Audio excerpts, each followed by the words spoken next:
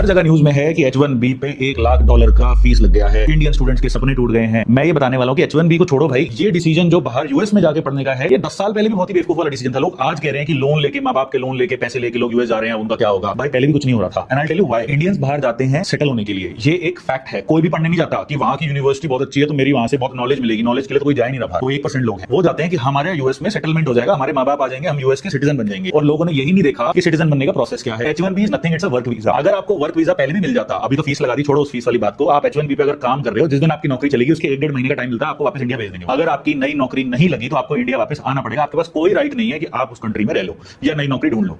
मतलब आप life time एक तरीके से कह लो गुलाम बने बैठे हो अपनी कंपनी के, कि अपने बॉस को मैं गुस्सा ना कर दूं, मैं कुछ मैंने गलती करी, कहीं मैं पॉलिटिक्स में फंसा, मुझे निकाल दिया, तो मेरे को अपना घर बार सब बेच के वापस इंडिया आना पड़ेगा। अब यूएस में रहने के लिए क्या चाहिए? ग्रीन कार्ड चाहिए, जिसको कहते हैं PR, permanent residency. Green card अलग अलग नाम होते हैं, यूरोप में उसको ब्लू कार्ड बोलते हैं। परमानेंट रेजिडेंसी जो यूएस में ग्रीन कार्ड होती है, उसमें इंडियंस का वेट टाइम है 100 साल। मतलब आज मेरा लग भी जाता है H1B वीजा, तो मैं जिंदगी में यूएस का परमानेंट रेजिडेंट नहीं बन सकता। मैं 20 साल भी नौकरी कर लूंगा, घर ले लूंगा, मेरे बच्चे स्कूल में जाएंगे वहां पे, बट मेरी नौकरी गई तो 20 साल बाद मुझे वापस इंडिया आना पड़ेगा। ये लोग क्यों नहीं सोच रहे थे भाई? आपको यूएस में जाने का प्लान जो आपका था, वो ग्रीन कार्ड वेटिंग टाइम से आप देखते कि आप तो कभी वहां सेटल हो ही नहीं सकते, आप लिंक्ड हो नौकरी के लिए। और अब नौकरी पे भी ठप्पा पड़ गया कि भाई $100,000 जो है बेसिकली 85 लाख 90 लाख देने पड़ेंगे, चाहे वो आप देते हो या एम्प्लॉयर देता है, वो कंपनी और आपके बीच में है। पर अगर आपकी सैलरी 1 मिलियन 2 मिलियन नहीं है, अगर आप CEO लेवल के बंदे नहीं हो, तो $100,000 तो कोई आप पे लगाएगा नहीं। तो मतलब अब नौकरी भी नहीं मिल सकती है। तो पहले तो ये था कि नौकरी मिलने के बाद सिर्फ नौकरी करते करते रह सकते हो, अब ये है कि नौकरी भी नहीं मिल सकती। तो फिर यूएस जाने का पॉइंट क्या है? खासकर इंजीनियर्स के लिए I don't see any point. Engineers को अगर बाहर जाना है तो मैं कुछ मेरी रिकमेंडेशंस है वो आप सुन लो। Why don't you go to Germany? क्योंकि जर्मनी के अंदर एजुकेशन फ्री है, राइट? मैं कोई जर्मन वीजा कंसल्टेंट नहीं हूं ना, मुझे इस वीडियो से कुछ मिल रहा है। मैं जनरल कह रहा हूं, अगर आपको बाहर जाना है और बाहर सब सेटलमेंट होने के लिए जाते हैं, अगर आप सिर्फ एक जर्मन लैंग्वेज सीख लेते हो, तो जर्मनी में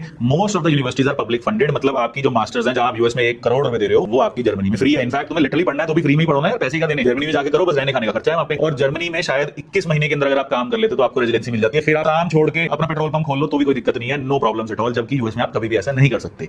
और मैं इंजीनियर्स की बात कर रहा था, अगर मैं ITI डिप्लोमा होल्डर्स 12th पास की बात करता हूं, तो वो जर्मनी नहीं जा सकते, उनको पहले एक डिग्री करनी पड़ेगी जर्मनी में। उससे अच्छा अगर डायरेक्ट जॉब चाहिए तो middle east is one of the best places, जहां पे ब्लू कॉलर नौकरियां जैसे ऑपरेटर, मशीनिस्ट हो गए, वेल्डर हो गए, और बढ़िया सैलरी मिलती है। Middle east is one of the best places, but वहां गर्मी बहुत है, बोरिंग सी जगह है। तो बट अगर आपको बाहर काम करना ही आपने दिमाग लगा लिया है, तो नॉर्थ अमेरिका का जो पूरा कॉन्टिनेंट है, मैं तो उसको बिल्कुल रिकमेंड करूंगा नहीं। यूएस ने घोषणा बंद करवा दिया है, कनाडा में कुछ है नहीं, लिटरली कुछ भी नहीं है, एक भी नौकरी नहीं है कनाडा में, तो कोई उसका सेंस मेरे हिसाब से नहीं बनता। नौकरियां जो है वो Singapore, Germany, these are the places जहां पे इंजीनियरिंग के लिए बहुत सारी नौकरियां हैं। और मिडिल ईस्ट में बहुत सारी नौकरियां हैं, और मिडिल ईस्ट में लैंग्वेज की भी कोई इशू नहीं है, जैसे जर्मनी में लैंग्वेज का इशू है। तो जब भी बाहर जाते हैं, इमिग्रेशन का ध्यान रख के जाइए। ये नहीं कि हमने वहां पढ़ लिया तो हम वहां सेटल हो जाएंगे। और इंडियंस इतने सारे हर जगह है कि हर कंट्री इंडियंस को बाहर वापस भेजेगी। और इंडिया में सबसे ज्यादा अपॉर्चुनिटी मेरे हिसाब से है, इतनी फास्ट ग्रोइंग इकोनॉमी है। हाँ, मैं कहता हूं इंफ्रास्ट्रक्चर जीरो है, सब कुछ जीरो है, बट जॉब्स की कोई कमी मेरे हिसाब से इंडिया में नहीं है। तो बाहर जाके लाखों करोड़ रुपए नुकसान करने से अच्छा है कि यहीं सेटल हो जाओ और यहीं अपने करियर के बारे में सोच लो।